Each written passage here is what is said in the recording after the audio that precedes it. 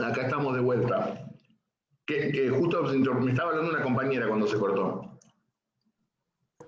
Sí, estaba hablando, diciendo que, claro, no era limitar la inmigración, sino limitar las ideas. ¿No es que los extranjeros tenían los mismos derechos civiles que nosotros? Está bien, pero el Congreso puede reglamentar legítimamente las condiciones. Porque tenga los mismos derechos, dice, bueno, puedo entrar, salir del territorio, perfecto, igual que un argentino. Ahora, si un argentino tiene antecedentes penales, ¿lo deja salir?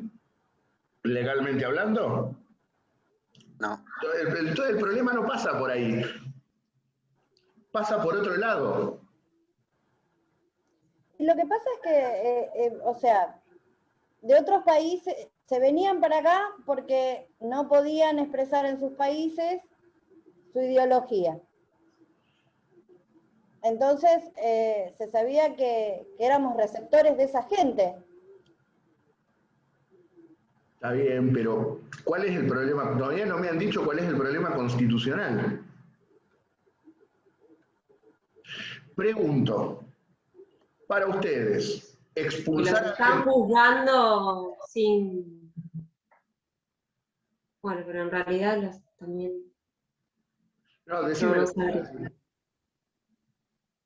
No, el derecho a juicio y a comprobar su... Ahí está, ese es el quid de la cuestión. Lo que se viola es el debido proceso. Porque fíjense, ¿a quién se está facultando echar del país? Al Ejecutivo. ¿Y echar del país no es aplicar pena? Sí, claro. Lo que se está violando es el debido proceso legal, porque para expulsar a un extranjero, vos tendrías que ser sometido al debido proceso y tener la posibilidad de defenderte y de producir prueba. Porque la deportación tiene la naturaleza jurídica de una pena. En consecuencia, la ley estaba facultando al Poder Ejecutivo a aplicar pena. Lo que viola esta ley, no es el 20, no es el 25, sino que es el 18. Nadie puede ser penado sino en virtud de un debido proceso legal. Se le estaba aplicando pena sin derecho a juicio. Ahí es donde está el problema de esta ley. Sin embargo, la Corte Suprema de Justicia de la Nación no lo interpretó del mismo modo que nosotros. Esta ley fue analizada por la Corte en cuanto a su constitucionalidad en el año 1933, en el caso Transporte Chaco de la Armada Nacional, porque piensen ustedes, te echaban, pero no es que listo, te echo, te pago el pasaje y te volvés a tu país. Te metían preso en un barco, cuando se llenaba el barco, ahí lo mandaban. Mientras tanto vos estabas preso en un barco. En consecuencia, el abogado de algunos extranjeros metieron recursos de habeas corpus para que los largaran. ¿Y qué dijo allí la Corte? Dicen, miren, la deportación o expulsión de un extranjero no es pena. ¿Por qué? Porque las penas están expresamente enumeradas en el artículo 5 del Código Penal. Por lo tanto, las penas son reclusión, prisión, multa, inhabilitación. En ningún lado habla de la deportación. Por lo tanto, expulsar a alguien es una sanción administrativa y está perfectamente permitido al Poder Ejecutivo dictar sanciones de carácter administrativo. Pero, papito, estás echando del país a una persona. Es más que una sanción administrativa. Solo el voto en minoría del doctor Antonio Sagarna, en aquel voto, en aquel fallo, es el que sostuvo que expulsar era una pena y que no podía permitirse al Poder Ejecutivo aplicar pena. También tendríamos que analizar cuál fue la Corte que dijo esto. La misma corte que había avalado el golpe de Estado contra Hipólito Yrigoyen. Y no es casualidad que haya sido Antonio Sagarna el único juez que se manifestó en contra. Porque Antonio Sagarna fue el primer juez de la corte que no venía de las clases altas. Fue el primer ciudadano de a pie, por decirlo de algún modo, que llegó a una banca en la corte. Bien, esto es lo que yo quería señalar con respecto a la ley de residencia. Luego veremos que durante los sucesores de Roca se dictaron leyes más terribles que esta. Ahora bien, hace poco el gobierno derogó un decreto del año 2017 que establecía, que modificaba ilegítimamente la ley de migraciones, que establecía cláusulas similares a estas. Ese decreto, por suerte, fue derogado en febrero de este año. Y así, con todo esto que acabamos de ver, llegamos al final de la presidencia de Roca, que Roca llega muy debilitado políticamente al final de su presidencia. ¿Por qué? Porque el otrora poderoso Partido Autonomista Nacional se va a romper precisamente. Como ya les digo, el roquismo había perdido su razón de ser como fuerza política, estaba completamente amalgamado a la élite gobernante, a la oligarquía gobernante. Y en este sentido, la ruptura se va a dar como consecuencia de un proyecto que propone Roca al Congreso de la Nación de consolidación de deuda. Un proyecto en el cual había que analizar cuáles eran las distintas deudas que tenía el país, unificarlas en una sola e hipotecar la renta aduanera como garantía del pago de esa deuda. Era una ley completamente lesiva del interés nacional. Y fue su amigo Carlos Pellegrini, como senador por la capital, quien defendió a capa y espada este proyecto en el Congreso de la Nación. Ahora, este proyecto generó manifestaciones públicas como nunca antes se habían visto por cuestiones de este tipo en Buenos Aires, huelgas generalizadas, marchas, protestas, lo que motivó que el presidente tuviera que declarar el estado de sitio y reprimir duramente muchas manifestaciones. Y ante este panorama, Roca decidió retirar el proyecto, lo que generó la furia de Pellegrini. Y escuchadme, yo me peleé con todo el mundo, puse la cara por vos, defendí el proyecto y ahora que la mano viene cambiada, vos te vas al mazo. Esta ruptura entre Roca y Pellegrini genera la disolución definitiva del PAN y el ocaso del roquismo como fuerza política. Podríamos decir que en este sentido el PAN o el Partido Autonomista Nacional se mitrifica, se fusiona con el mitrismo como fuerza política y como fuerza económica y social. Por lo tanto, quien va a tomar la posta será una fuerza que hemos visto había desaparecido, por lo menos en la provincia de Buenos Aires, en 1898. Ahora bien, en este contexto, Roca no llegó con la fuerza necesaria para imponer un sucesor a la presidencia. Por primera vez desde el 80, un candidato no podía imponer a su sucesor. Un presidente no podía imponer a su sucesor. Por lo tanto, Roca lo único que va a hacer es evitar que sea Pellegrini el futuro presidente, pero no va, es decir, su trabajo se limitó a eso, que no sea Pellegrini, después pongan a quien quieran. Se reunió una comisión de notables integrada por expresidentes, diplomáticos, legisladores, jueces, médicos, profesionales, todo el quehacer nacional, por llamarlo de alguna medida. Qué loco, ¿no? Para elegir un candidato a presidente, en vez de que la gente vote, se reúne un sector para decir tiene que ser este. Lo que se decide finalmente es que el candidato a presidente de la Nación sea Manuel Quintana, el doctor Manuel Quintana, abogado vinculado a la banca inglesa y proveniente de las filas del mitrismo. Quintana fue aquel que, siendo abogado del Banco Londres y Río de la Plata, había amenazado con bombardear Rosario en tiempos de Avellaneda. Este tipo ahora era el candidato a presidente. Y lo acompañaría un viejo juarista llamado José Figueroa Alcorta.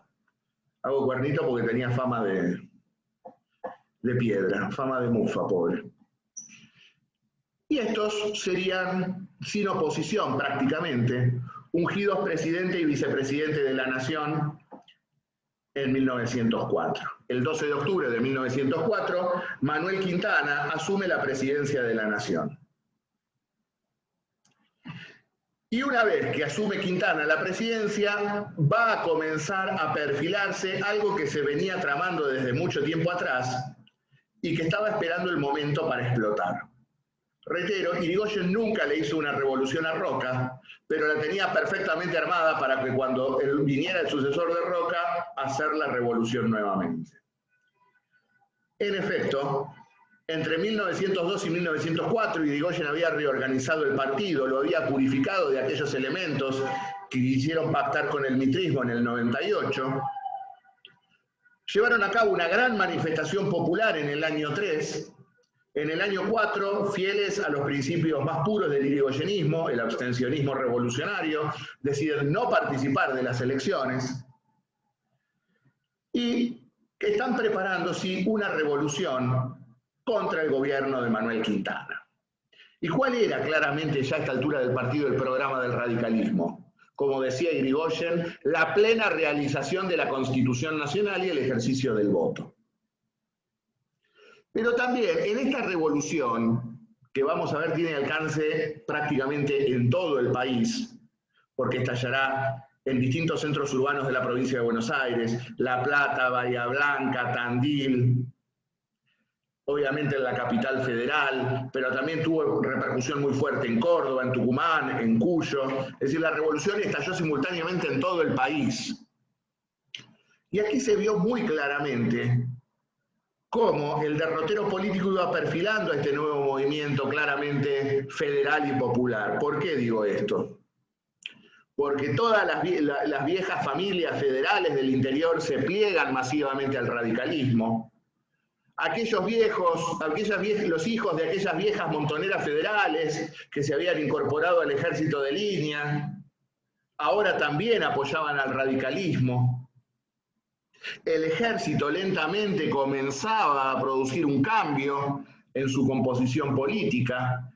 Claramente los nuevos tiempos iban a tener colores rojo y blanco. Sin embargo, faltaría para acceder al poder del Estado. Pero lo cierto es que en febrero de 1905 estalla una revolución. ¿Y por qué les mencionaba todo esto del federalismo y de la tradición federal del interior? Porque, por ejemplo, en La Arenga, las tropas que se sublevaron en Córdoba, el comandante Fernández lo dijo claramente, fíjense La Arenga que emite. Soldados, vamos a realizar una cruzada trascendental para la argentinidad próxima a morir, que es reverso de Caseros y de Pavón. Claramente se inscribe al radicalismo en la línea federal, en la línea popular, en la línea de Dorrego, en la línea de Rosas. En efecto, Irigoyen jamás renegó de sus orígenes rosistas. Irigoyen jamás renegó de su rosismo, no como el cretino del tío que se cambió el apellido para que no lo vincularan con el padre fusilado por Mazorquero. Para Irigoyen era un motivo de orgullo haber tenido un abuelo fusilado por Mazorquero post-Caseros. Esa era la diferencia también entre Irigoyen y Alem. Alem, si bien era un caudillo popular, era el ala popular de las fuerzas conservadoras de aquel momento. Irigoyen era claramente un caudillo popular con todas las letras. Ahora, lo mismo que ocurrió en 1893, esta revolución, que reitero, tiene alcances nacionales, estalla en todo el país simultáneamente, y que inclusive logra tomar prisionero nada más ni nada menos que al mismísimo vicepresidente de la Nación en Córdoba. Cuando está ganando, Irigoyen se presenta ante los tribunales federales y dice: el único responsable de la revolución soy yo, la rindo. Esas cosas raras que tenía Irigoyen, lanzaba la revolución y cuando la revolución venía ganando, la frenaba. Vuelvo a reiterar, creo que iba de la mano de la idea de Irigoyen de presionar al régimen para una salida electoral, pero no llegar al gobierno por la vía revolucionaria. Y cuando las cosas, cuando la cosa venía bien, la mantenía, y cuando venía la represión del ejército, Irigoyen siempre detestó el derramamiento de sangre, principalmente entre compatriotas. Entonces, listo, hicimos la revolución, nos hicimos visibles, presionamos al régimen, no derramemos sangre. Hasta acá llegamos, yo me rindo. Pueden aceptarlo, ¿no? Era la postura del gran dirigente radical. Lo cierto es que esta revolución, mucho más amplia y mucho más fuerte en sus alcances que la de 1893, pone sobre la mesa de la clase dirigente de que ya el sistema político tal cual estaba no daba para más, que era necesario producir una reforma electoral. La situación era ingobernable ya en este sentido. Y cuando se discutió la amnistía para los revolucionarios, que obviamente la mayoría fueron detenidos, Carlos Pellegrini, que ya se había pasado de bando, ahora era popular, Carlos Pellegrini había fundado su propio partido, el Partido Republicano. Pellegrini lo diría con enorme vehemencia en el debate parlamentario. ¿Quién perdona a quién? ¿Somos nosotros que tenemos que perdonarlos a ellos por haberse levantado en armas? ¿O son ellos los que nos tienen que perdonar a nosotros porque nunca los dejamos votar? Muy profunda la reflexión de Pellegrini, porque se hacía cargo, se levantan porque nunca los dejamos votar, y este pueblo que se ha levantado en armas quiere ejercer sus derechos políticos. Era toda una definición de Pellegrini también, que inclusive hasta se ofreció a Irigoyen: me paso con ustedes, me hago radical. Y Irigoyen le contestaría con el vos no entendés nada, porque ustedes son nuestra razón de existir. Nosotros nacimos para combatirlos a ustedes. A este régimen falaz y descreído que no nos deja votar. Lo cierto es que en ese contexto, 1906 iba a marcar un punto de inflexión, porque va a ser un año que va a barrer con muchos dirigentes tradicionales de la Argentina. ¿Por qué digo esto? 1906 es un año glorioso. Se muere Mitre, es que Dios lo tenga en la gloria y no lo suelte. Se muere Pellegrini, muy joven. Pellegrini creo que todavía tenía mucha tela para cortar en la política nacional, tenía mucho hilo en el carretel todavía. Y se va a morir también el presidente Manuel Quintana. Muere el presidente Manuel Quintana. Y quien lo va a suceder será nada más ni nada menos que su vicepresidente, José Figueroa Alcorta. Y Figueroa Alcorta está decidido a desmontar la maquinaria del régimen y a purificar el sistema electoral. Con la partida de Mitre, con la partida de Quintana, con la partida de Pellegrini, también moría Bernardo de Irigoyen, quien había sido el candidato de aquellas paralelas de 1898, moría toda una clase política. Y había otra que todavía estaba allí, preparándose para subir. Fue un periodo de transición el de Figueroa Alcorta y sobre todo el sucesor de Figueroa Alcorta.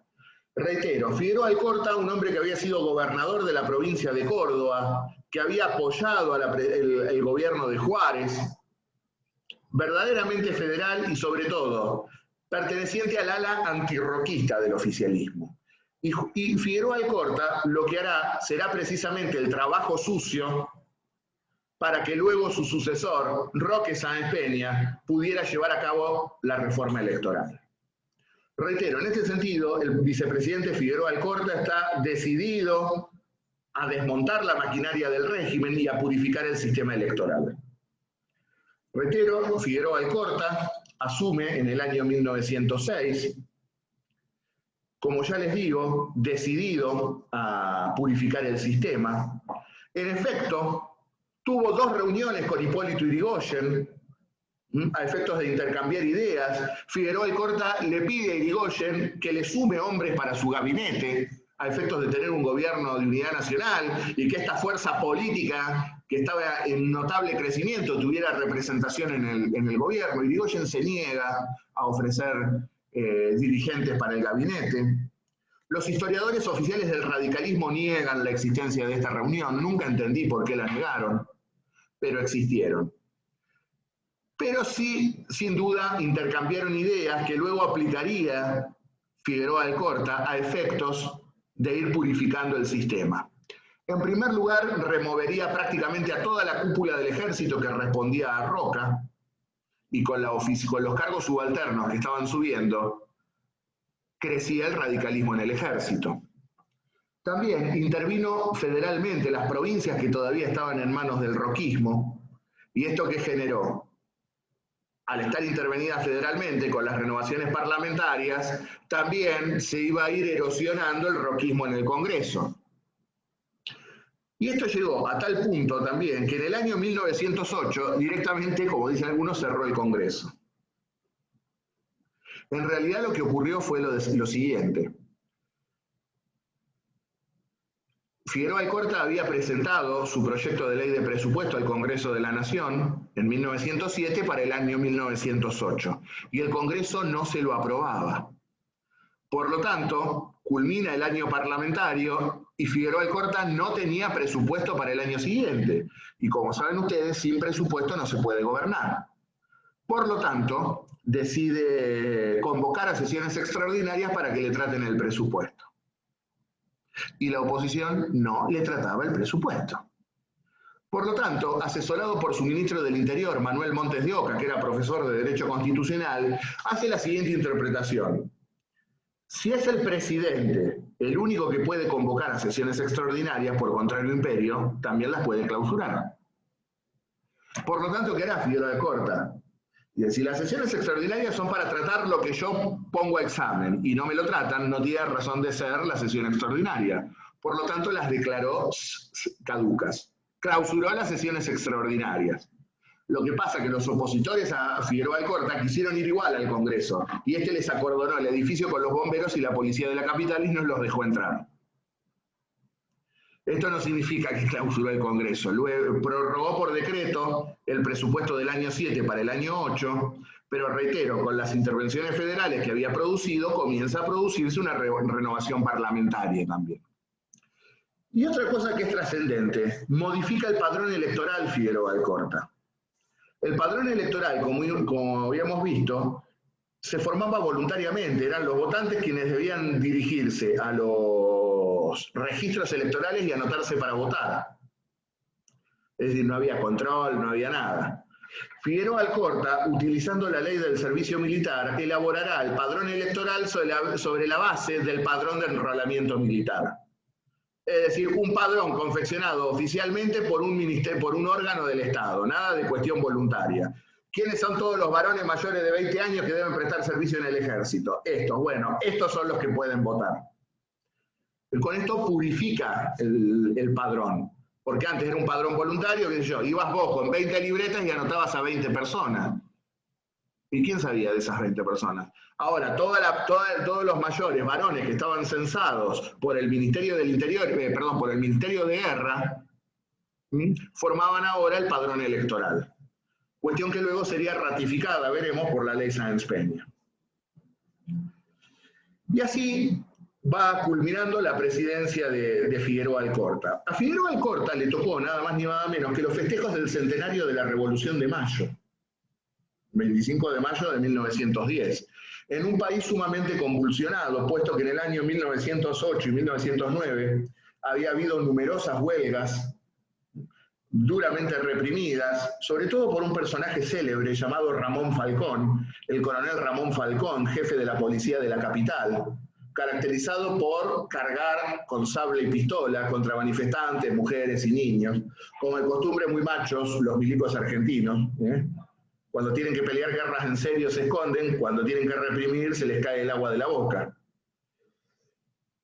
Y esto generó la revancha de muchos anarquistas, puesto que en el año 1909 Ramón Falcón fue asesinado en un atentado anarquista producido por el inmigrante Simón Radovisky. Y esto generó también el endurecimiento de la política del gobierno para con el movimiento obrero y para con el anarquismo, y sobre todo la legislación represiva en esta materia. Y es así que se dictará la Ley de Defensa Social, la Ley 7029, que fíjense lo que establecía, entre muchas otras cosas, establecía distintos tipos penales, mucho más duros que los de la Ley de Residencia, y en su artículo 32 establecía que para la aplicación de las penas se procedería en juicios sumarios, sirviendo de cabeza del proceso el informe policial. Juicio sumario es que de plazos brevísimos. Sirviendo de cabeza de proceso el informe policial, es el acta de procedimiento policial, es decir, te mando a la freidora con lo que dice la policía, debiendo permanecer detenido el procesado y la presunción de inocencia, mientras dure el juicio. Reitero, y la presunción de inocencia. Eran competentes los jueces federales y el proceso era verbal y actuado, no pudiendo durar más de 10 días. Es decir, en 10 días, sobre la base del acta que labró la Yuta, te juzgo. Y esta ley contemplaba la aplicación de la pena de muerte. Es decir, que en 10 días, usando como cabeza del proceso el acta policial, yo te podía fusilar. Terrible esta ley. Terrible y además manifiestamente inconstitucional. Porque si estaba prohibida la pena de muerte por causas políticas, ¿esta no era una causa política? ¿Fusilar a un obrero por ser anarquista? ¿O por profesar ideas anarquistas? Manifiestamente inconstitucional esta ley. Luego sería felizmente derogada. Ahora reitero, para 1910, luego de los festejos del centenario, festejos que se dieron con estado de sitio, lindo festejo con estado de sitio, claro, tenían miedo a atentados anarquistas, se debe producir la renovación presidencial, y aquel hombre que no quiso ser candidato en 1892 para no tener que competir con su padre, ahora era el candidato oficial. Me refiero a la figura de Roque Sáenz Peña, embajador en ese momento ante los gobiernos de Roma y Bruselas, embajador en Bélgica y en Italia, era conjuntamente Roque Sáenz Peña. Como ya les digo, era embajador, así que ni siquiera estuvo en el país para el momento de la campaña. Un Roque Sáenz Peña que aplaudió aquel decreto de Figueroa Alcorta por el cual había cerrado las sesiones extraordinarias. Y reitero, hizo todo el trabajo sucio y le dejó el camino libre a Roque Sáenz Peña para que fuera quien finalmente produjera la apertura electoral. No hubo prácticamente oposición a Sáenz Peña, el mitrismo ya también sin la figura del general herido de muerte, trató de oponer la candidatura de Guillermo de Udaondo, pero ni siquiera en el bastión del mitrismo, como era la capital federal, pudo hacerse fuerte. Por lo tanto, Sáenz Peña tuvo unanimidad en el colegio electoral, es decir, todo el colegio electoral votó por Sáenz Peña, monocolor el colegio electoral. Y lo acompañaría como vicepresidente el dirigente salteño Victorino de la Plaza. Por lo tanto, el 12 de octubre de 1910, Sáenz Peña y de la Plaza asumen la presidencia y vicepresidencia de la Nación. Durante la presidencia de Sáenz Peña se lleva a cabo el tercer censo nacional, que arrojó un poco más de 7.800.000 habitantes, casi 8 millones de habitantes, de los cuales casi un tercio eran extranjeros. Fue el primer presidente en recibir a una delegación obrera en la Casa de Gobierno. Qué cambio de época, ¿no? Un presidente recibiendo una delegación obrera en la Casa de Gobierno. También durante su presidencia se dictaron numerosas normas vinculadas a la ley de accidentes de trabajo, el riesgo laboral, un plan de viviendas sociales, también numerosas disposiciones vinculadas a la asistencia y a la previsión social. Pero nadie se acuerda de Sáenz Peña por estas cuestiones, sino que fue el gran impulsor de la reforma electoral. Vuelvo a reiterar, fueron los propios hombres del régimen los que comprendieron que el sistema estaba sometido a una tensión que no podía sostenerse, que la principal fuerza política ya claramente no participaba del sistema y que si no se le permitía competir en elecciones libres, iba a volver a producirse una revolución. Y en consecuencia, es el propio régimen, primero con el trabajo sucio que hace Figueroa Alcorta, como les digo, de purificar el Congreso, las provincias y demás, y luego Sáenz Peña, quienes darán el puntapié inicial para producir la reforma electoral. Sáenz Peña también tendrá 2 entrevistas con Irigoyen. Estas entrevistas son reconocidas por todo el mundo en la casa del diputado Máximo Paz. Sáenz Peña nuevamente, antes de asumir, le pide a Irigoyen, bueno, dame nombres para el gabinete, dame hombres tuyos para el gabinete. Irigoyen le dice, el radicalismo no quiere cargos, el radicalismo lo que quiere es garantías para concurrir a las urnas. Y Sáenz Peña le dirá, yo te voy a dar las garantías para que vos vengas al sistema electoral. Y entre ellos discutirán las grandes bases sobre las que se va a sentar la reforma electoral. Sáenz Peña consideraba que era necesario el sufragio universal, al igual que Irigoyen, pero había 2 cuestiones que preocupaban allí. Sáenz Peña consideraba que desde 1852 prácticamente no se votaba, que no había educación cívica prácticamente en ese aspecto, y que era necesario comenzar a formar al sufragante. Y es por ello que concebirán la idea de que el voto sea obligatorio para formar al ciudadano, para formar al sufragante. La otra cuestión que también le preocupaba mucho a Irigoyen era garantizar la seguridad y la integridad física del sufragante, porque como les he dicho, cada vez que había una elección se mataban a tiros. Por lo tanto, lo que aquí tercia el ministro del Interior de Sáenz Peña, Indalecio Gómez, que había sido embajador argentino en Berlín, quien trae a colación algo que ustedes ya conocen, el sistema del cuarto oscuro, para precisamente garantizar la seguridad del sufragante, que esté solo con su conciencia frente a la boleta, que nadie lo moleste. A veces está más oscuro que nunca el cuarto, pero bueno, ¿qué le vamos a hacer? Otra de las cuestiones que también obsesionaban a los dos dirigentes era el padrón, purificar el padrón. Y había dado buenos resultados la medida de Figueroa Alcorta de establecer el padrón electoral sobre la base del enrolamiento militar, por lo tanto esto se mantuvo.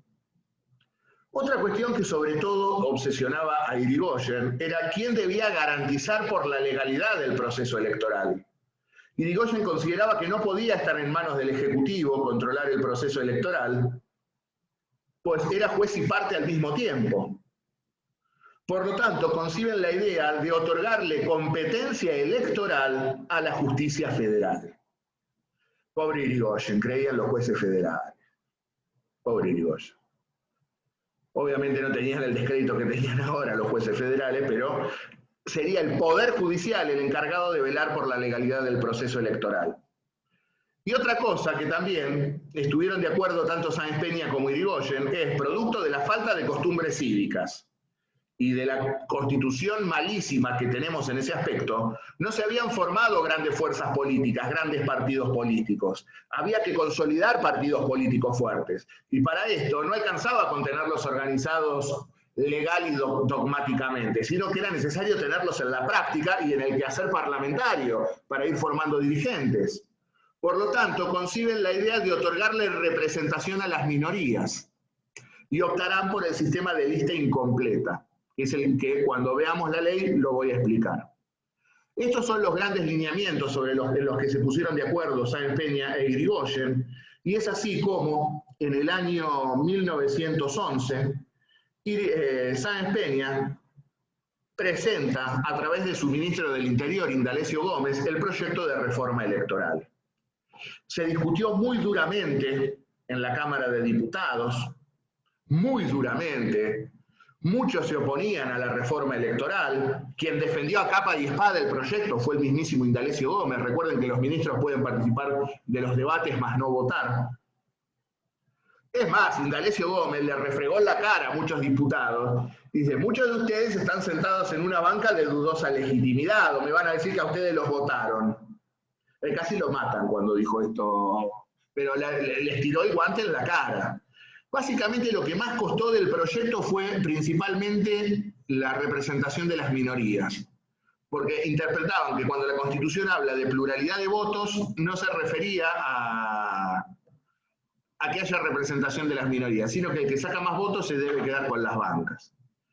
Sin embargo, no fue una interpretación muy clara.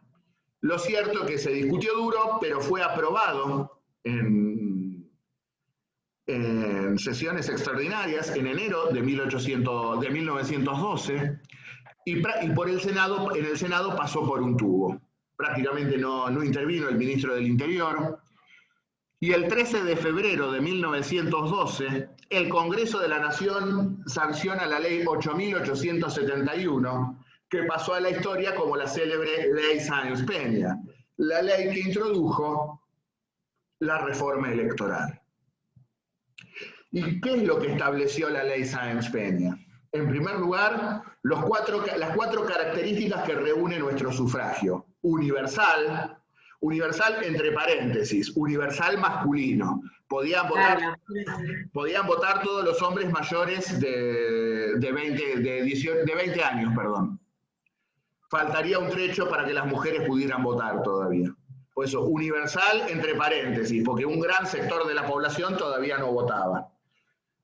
Siempre se dijo sufragio universal, no, fue sufragio universal masculino. Sufragio universal verdaderamente tuvimos en el año 1947 con la ley de la sanción de la ley 13.010, que le otorgó los derechos políticos a la mujer. Igual, el sufragio, ¿qué significa? Un sufragante, un voto. Una persona, un voto.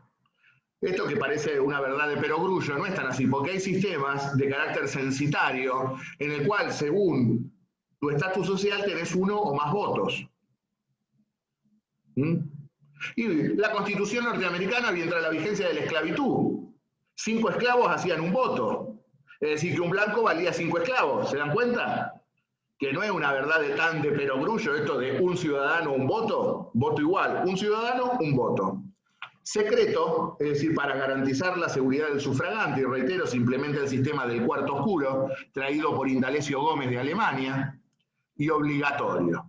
Reitero, para garantizar como derecho público subjetivo tendiente a formar la voluntad política del Estado, el ciudadano debe comprometerse y debe formarse cívicamente, y ese es el por qué deciden otorgar la obligatoriedad del voto. Se mantuvo lo que ya venía de Figueroa Alcorta en el sentido del padrón electoral sobre la base del enrolamiento militar. Un padrón oficialmente confeccionado por el Ministerio de Defensa, o Ministerio de Guerra en aquella época. El escrutinio definitivo centralizado, ¿qué significa esto? Que la votación no terminó en la mesa y con el acta que rubrica el presidente de mesa y los fiscales, sino que luego se hace un recuento centralizado por la Junta Electoral. Por eso cuando aparecen los políticos vendiendo humo, vamos a pedir el recuento, se recuenta igual, papito, se recuenta igual, es una obligación legal hacer el recuento.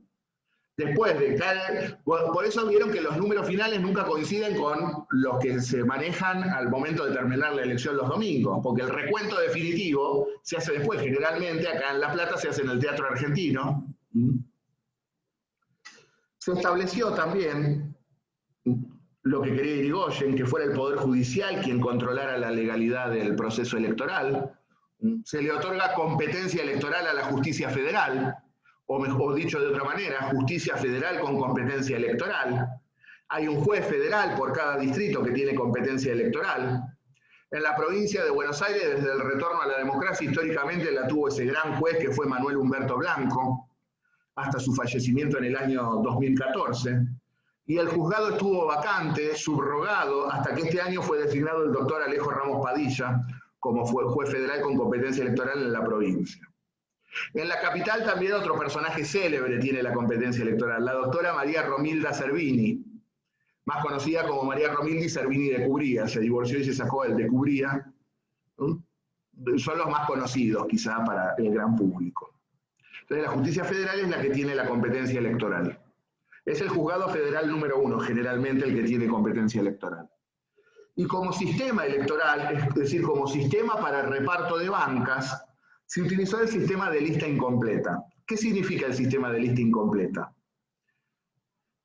2/3 de los cargos van para el partido político que obtiene el mayor número de votos y el tercio restante para el que salió segundo. Es decir, no tienen todas las fuerzas representación como minoría, pero es un adelanto. El que gana se lleva 2/3, el que sale segundo se lleva el tercio restante. Lo que pasa es que como es por distrito la elección, puede variar el color político porque hay variedad de provincias, no todo es lo mismo. Pero dentro de lo que es una misma provincia, el que ganó se lleva 2/3 y el que salió segundo se lleva el tercio restante. Es el sistema que tenemos hoy para senadores nacionales. 2 bancas para el que gana y 1 banca para el que sale segundo. Más claro, échale agua. No lo puedo explicar de otra manera. 2/3 o 2 bancas para el que ganó y 1/3 o 1 banca, si son 3 obviamente, para el que sale segundo. Esta es la ley Sáenz Peña. Esta es la tan mentada reforma electoral. Reforma electoral que, como ya les digo, es sancionada en febrero de 1912 y ese mismo mes fue utilizada por primera vez para la elección de diputados nacionales en la capital y en la provincia de Santa Fe. Fue la primera vez que se usó esta ley. Suele decirse erróneamente que se usó para las elecciones de gobernador de Santa Fe. No, es una ley federal. No puede usarla para elegir autoridades